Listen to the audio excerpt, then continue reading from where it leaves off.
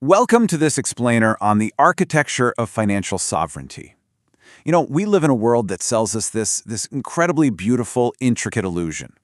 From the literal moment we wake up, we're told that freedom means just being able to buy whatever we want, exactly when we want it. We swipe a piece of plastic, click a couple buttons on a glowing screen, and boom, instant comfort is summoned right to our front door.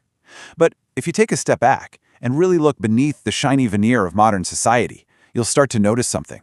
That instant comfort, it carries a hidden price.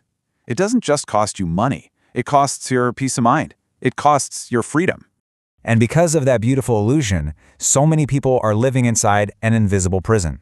They wake up every single morning driven not by some profound passion, but by really suffocating pressure. It's the pressure to pay for a lifestyle they can barely afford, honestly, just to impress a society that doesn't actually care about them. As the saying goes, they've traded their future sovereignty for temporary vanity. But listen to me, you absolutely don't have to stay in this cycle. Today, we're going to step right inside the deep psychology of this trap, and I promise you, we'll lay out the exact unshakable laws you need to break those invisible chains and finally reclaim your life. All right, let's get into Section 1, the weight, weaponizing the future. To fix any problem in our lives, we really have to look at it with absolute, unflinching honesty. Now, society tends to group all our financial obligations into one intimidating word: debt. But if you're wise, you know there are actually two totally different worlds here. Let's define that first world. We call it the weight. This is your high-interest consumer debt. You know what I'm talking about. It's the credit cards, the instant personal loans, those buy now, pay later schemes. Just imagine clicking buy on a $1,000 designer jacket, getting that split-second rush of adrenaline, only to spend the next 2 years paying off the interest while that exact same jacket just gathers dust in your closet.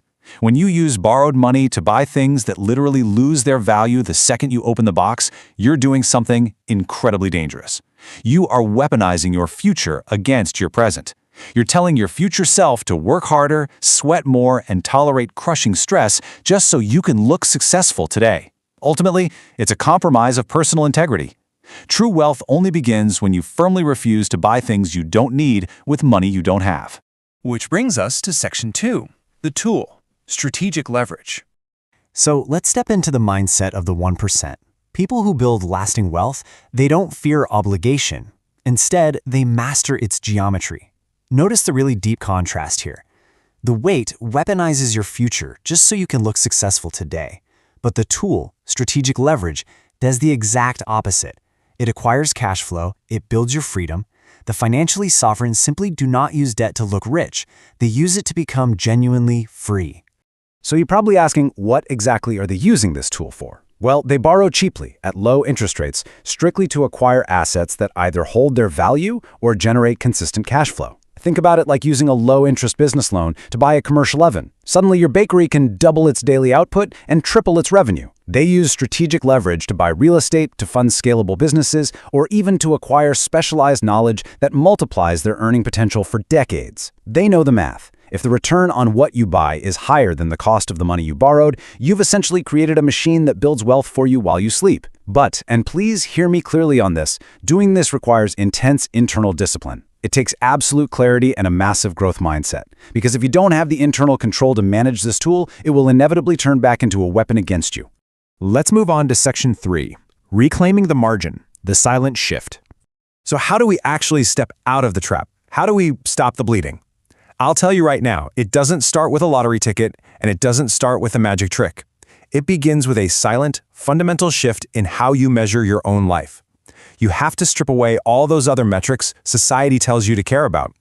Stop measuring your financial health by your monthly income. Stop measuring it by the designer labels you wear or that nice car parked in your driveway. There is literally only one number that accurately reflects your actual freedom, and that's your net worth. What you truly own minus what you owe, period. When you finally focus all of your energy on widening that specific gap, you stop playing the crowd's exhausting game. Let's walk through these 3 steps and see how they build your new reality. Step 1, like we just discussed, is making that mental shift to net worth as your only scorecard. Step 2 is confronting your reality. You need to look at every single obligation you have today and write them down. Every last one. And step 3, if the interest rate is high and it isn't building a real tangible asset for your future, you make it your absolute mission to crush it. Treat it like a literal fire raging inside your house. You wouldn't just sit there and watch the fire, right? You'd extinguish it immediately. Because once that weight is finally gone, something really beautiful happens. Your mind clears, you regain your focus, and a focused human mind, aligned with high ethical values and unshakable discipline, well, that is the single most powerful wealth-creating force on this planet. And that leads us perfectly into Section 4, the sovereign mind, true prosperity. As we remove that weight, we elevate the whole conversation from just money to time. See, true prosperity isn't about hoarding a massive mountain of cash just to brag about it at dinner parties. It's about sovereignty. It's the profound ability to wake up, look at your day, and decide exactly how you want to invest your time, who you want to support, and what purpose you want to serve, without a single financial worry pressing heavily against your chest.